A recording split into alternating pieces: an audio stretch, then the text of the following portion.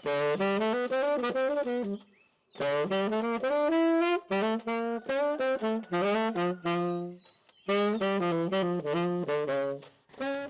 Dr. Gananath Tassanayaka, who you will hear from a little later on. Why did we start with some jazz? Because this week the world celebrated International Jazz Day, and we're going to have more of it today. Now, jazz apparently can boost productivity and relieve stress, and because of jazz, we know how to boogie, we know how we've got the chops, and how scatting became a thing. Welcome to Kaleidoscope, where we're positive, daring, different. On the show today, it's all that jazz with Dr. Gananath Tassanayaka and the sultry voiced Q. We talk tech law in Sri Lanka, plus have a look at the week that was. Kaleidoscope is on YouTube, Facebook, Instagram, and LinkedIn. Subscribe, follow, and like us for more.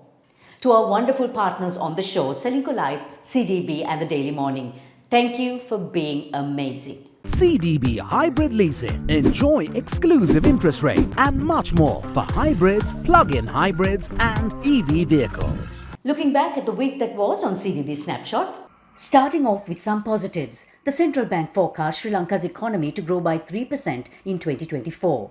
Sri Lanka's apparel exports show signs of rebound, with Q1 exports topping the $1 billion mark.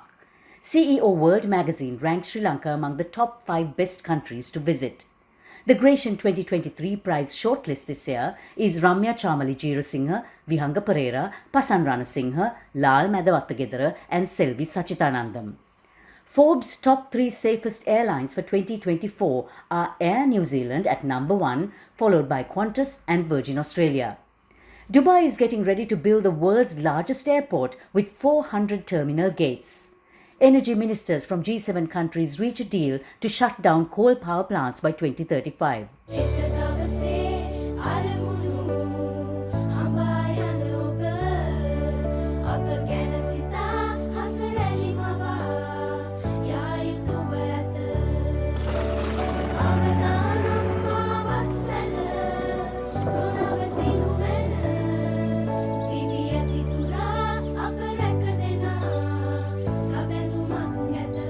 You focus on your goals. We will take care of the risks. Srilanka Life.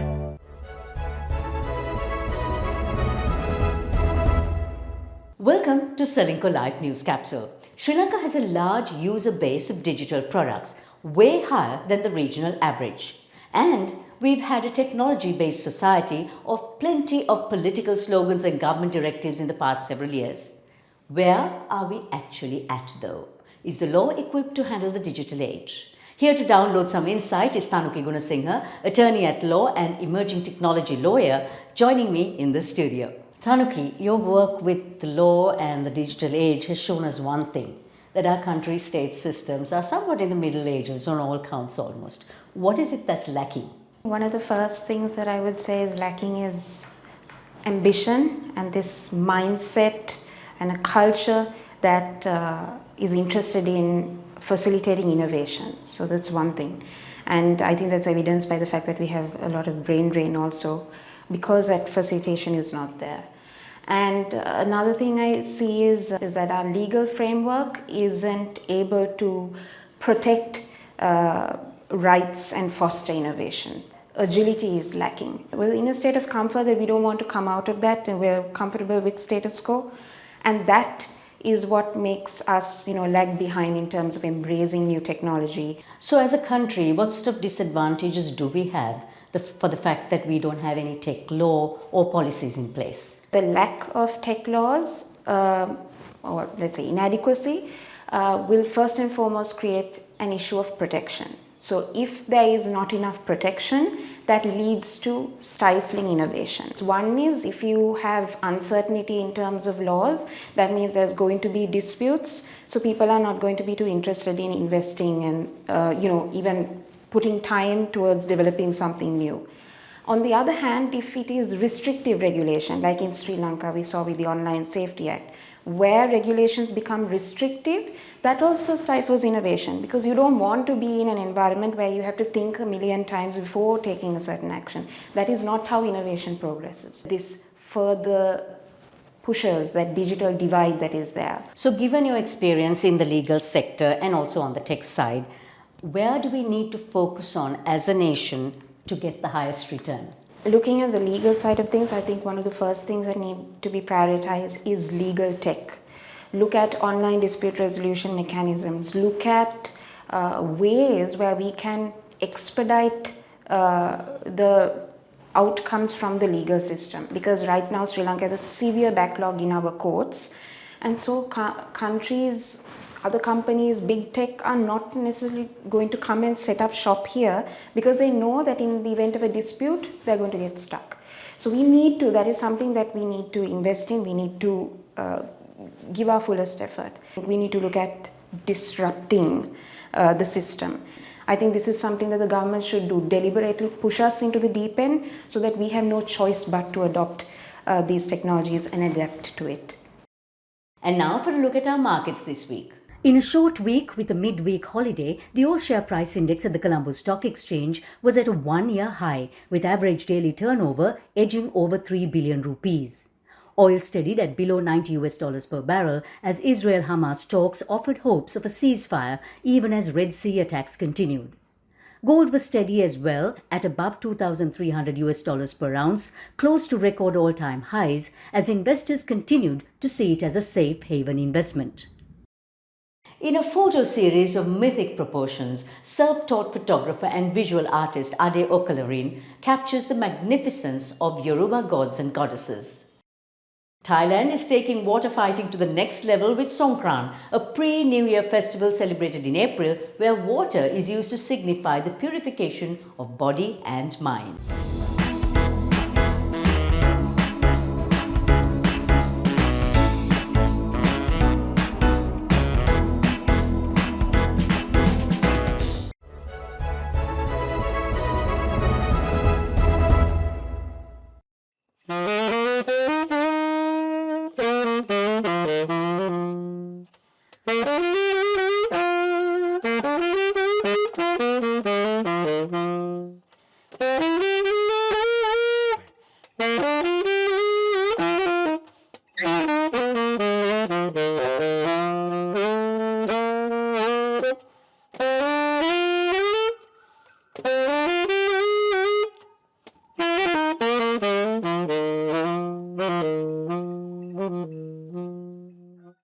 What you just heard was the 12-bar blues, a characteristic feature of jazz which was played by Dr. Gananath Dasanayake, whose career is in medicine, but his passion in life is jazz. He's a founding member of the jazz quartet En Route. International Jazz Day was this week, and we thought we'd get a bit of jazz into our system on Let's Talk today. Jazz has been around since the 1900s, and jazz runs in the lifeblood of cities like New Orleans.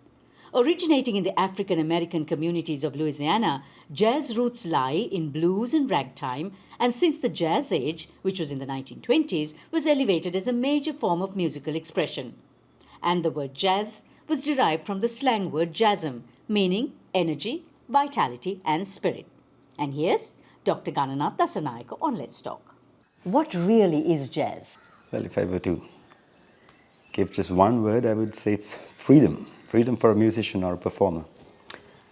But no, that's not it. Ultimately, I would say jazz has so many elements. We can say the blue notes, then the jazz swing, the blues chords, the call and response, and the freedom a musician has to improvise. And also syncopation, the rhythm improvisation, where you don't stick to a rhythm. And improvisation is the key element where the performer gets the chance to originally maybe say be himself. How is jazz differentiated music-wise, and as well as what does a musician have to do to be able to play jazz? Number one, I think he should first love that type of music to play it. Genuinely have a feeling, all right, where you enjoy yourself improvising on a syncopated rhythm, which is not strict. That would be the key element. In addition, there are technical things that they should know as well. Certain scales, like the blues scales, then the modes, which are slightly different from the average scales that are used in Western music. It's just the major and the minor, but here it's slightly different. So those aspects would definitely give him an edge over a pop musician. And also key to being able to improvise. Improvise, that's the key element. Early strains of jazz were built on a bent or blue note. What exactly is this? European music, they use this, I'll take C major. That's a major scale. And also they use minor scales as well.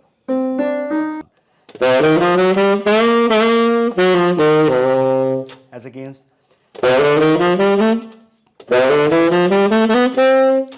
that's the usual major scale sound. So if you use the blue note, it should sound something like.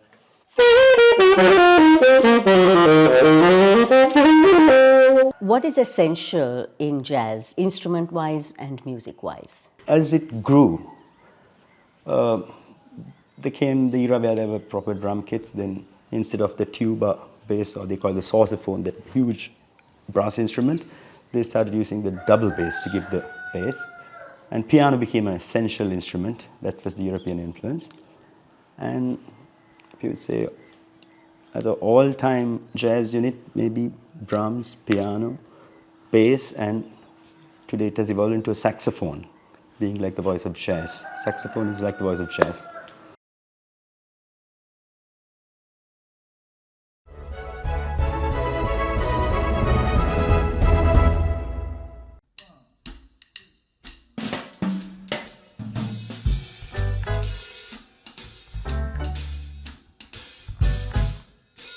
We promised you jazz and more jazz, and completing our celebration of International Jazz Day is a young lady who honed her jazz skills at the National Youth Jazz Orchestra in London and takes her cues from Ella Fitzgerald and Billie Holiday. With sultry vocals to keep her audience enthralled, she was most recently heard at the Sofitel Legend Metropole in Hanoi. Here's Q.